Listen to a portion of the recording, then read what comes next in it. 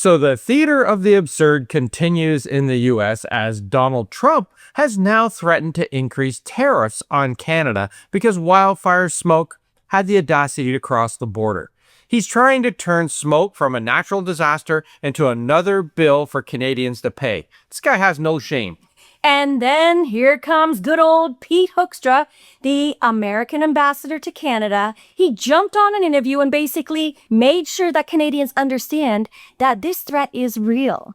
He's not doing what an ambassador should, like walking it back, softening it, or asking for calm. No. He's telling Canada that Trump is serious and that Washington is prepared to use tariffs as punishment. Well, we have a message for both of them. Canada's already fighting these fires.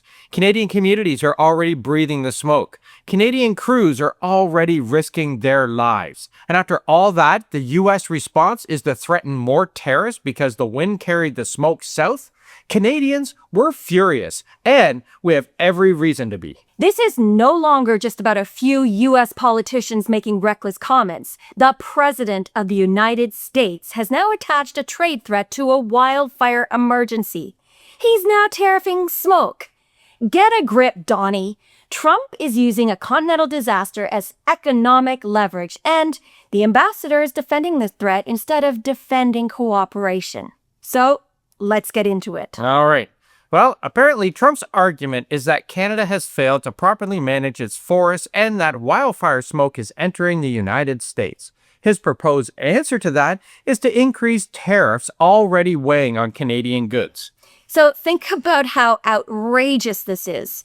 The smoke is moving through the atmosphere, but Trump wants to make it move through customs first. The message from Washington is simple. If smoke reaches the United States, Canada must pay. But Canada's not sitting comfortably somewhere watching American cities deal with smoke. Duh. Canadians are living through the fires before the smoke ever reaches Michigan, Minnesota, or anywhere else. People in Northern Ontario are dealing with evacuations, very dangerous conditions, completely damaged communities, and exhausted emergency crews. They're not exporting smoke as a commercial product to the U.S. And the U.S., it's not importing it as a trade violation.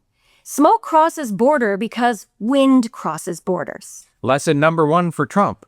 Trump criticizing Canada for not controlling and managing 1 billion acres of forest. Well, that's rich. This is coming from a country who can't even keep their own lettuce from giving people explosive diarrhea. Yeah, we're going to take advice from you. Now listen, we know there are legitimate questions about forest management, emergency preparation, and how governments respond to increasingly severe fires due to climate change. In Canada, we've been answering those questions year after year. But honest questions don't automatically justify tariffs. A government can ask for better coordination without threatening to punish an entire country. But that's not Trump's style, is it? No, definitely not. Now, of course, no criticism of Canada would be complete without Pete Hoekstra weighing in. And his interview makes the situation worse. Surprise, surprise. He says that he works for Trump, that he's on the same page as the president, and that Canadians should take that threat seriously. Hoekstra is not offering a serious cross-border wildfire plan. He's delivering a warning. And the warning is dressed up as diplomacy. The tone is, accept Washington's accusation, accept Washington's demands, and accept the possibility of economic punishment. I don't think so, Pete. Canadians know what this looks like, right? We've seen this method before from Pete Hoekstra. Make a demand, threaten tariffs, create uncertainty, and then pretend the other side is unreasonable for objecting. Now the target is wildfire smoke. The next excuse could be anything. A bridge, a trade imbalance, a border dispute, a comment from a provincial premier. Hoekstra wants Canadians to believe this is about responsibility, but his interview reveals something else. Washington wants leverage. It's the same old story that Trump's been doing since he got back into office. If the United States truly wants better wildfire cooperation, it should begin with resources, aircraft, shared data, and a joint emergency plan. Maybe send people like we always do to the USA. A tariff is supposed to apply to goods crossing a border. Cars, steel, lumber, food, machinery, things that are manufactured, shipped, bought, and sold. Wildfire smoke does not move through a warehouse. It does not file a customs declaration. It does not stop at a checkpoint and wait for an inspection. I can't believe that this needs to be explained to anyone, least of all, the President of the United States. But his followers really think they're punishing us, yet they are the ones that will be punished by paying more. Duh.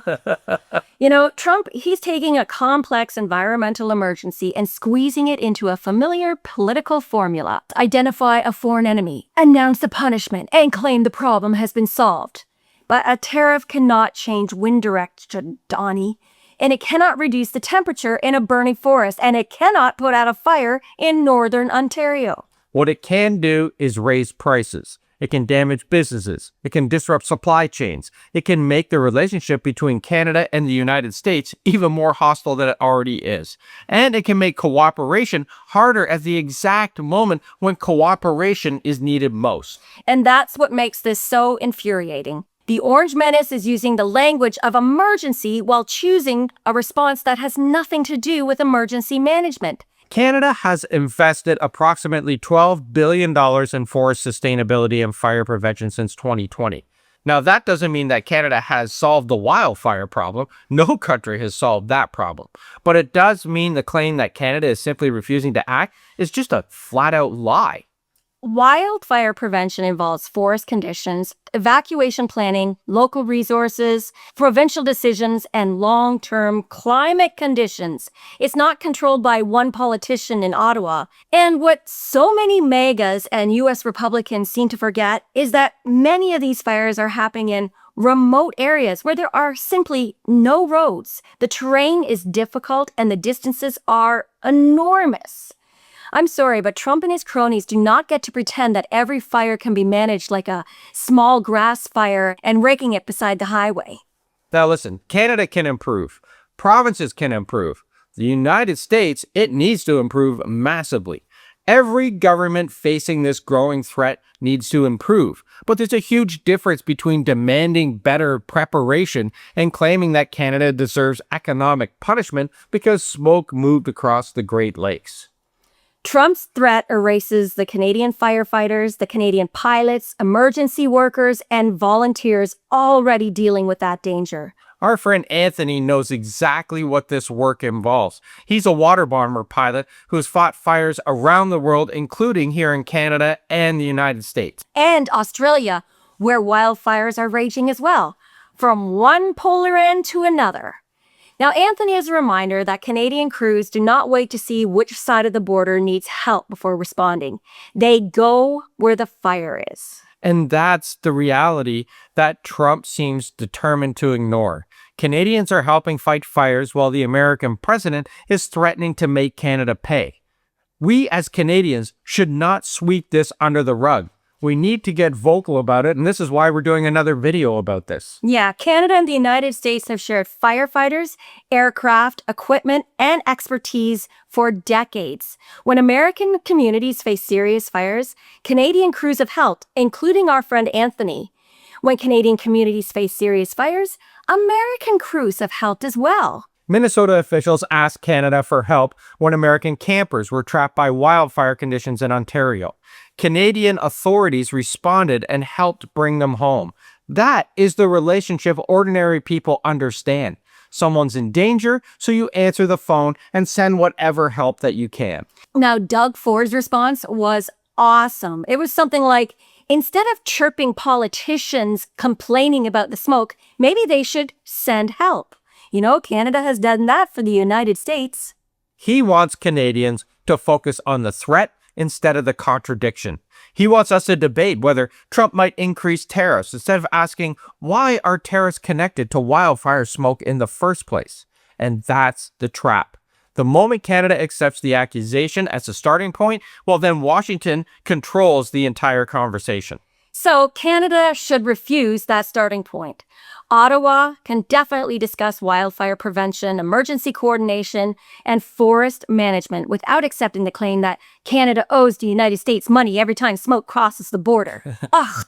Canadians here, we are angry because the United States is asking for help with one hand and threatening Canada with the other. We are angry because the accusation ignores the people who are already working. It ignores the Canadian crews, the aircraft, the emergency workers, and the families having to live with these fires. We're also angry because Canada is actually working on environmental protections, while Trump is rolling back billions in fire prevention and environmental safety. And what they're doing is causing more problems that's contributing to more climate change.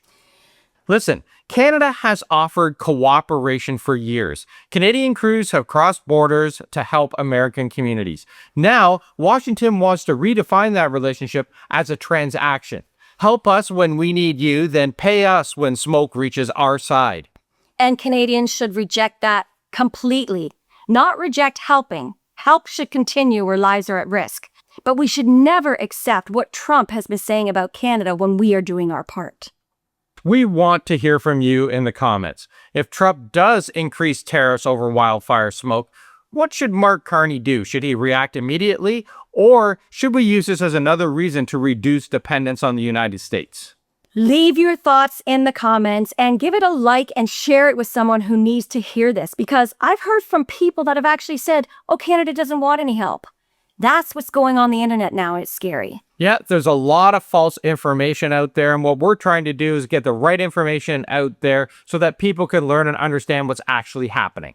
So make sure to subscribe if you haven't already and give it a hype to get it up there in the search. Thanks for watching, everybody. And we'll see you tomorrow. Oh, and check out Dave's Substack. He's reached 5,000 followers and he's getting spicy, everybody. We're saying the things that you cannot say on YouTube over at Substack. Ciao for now.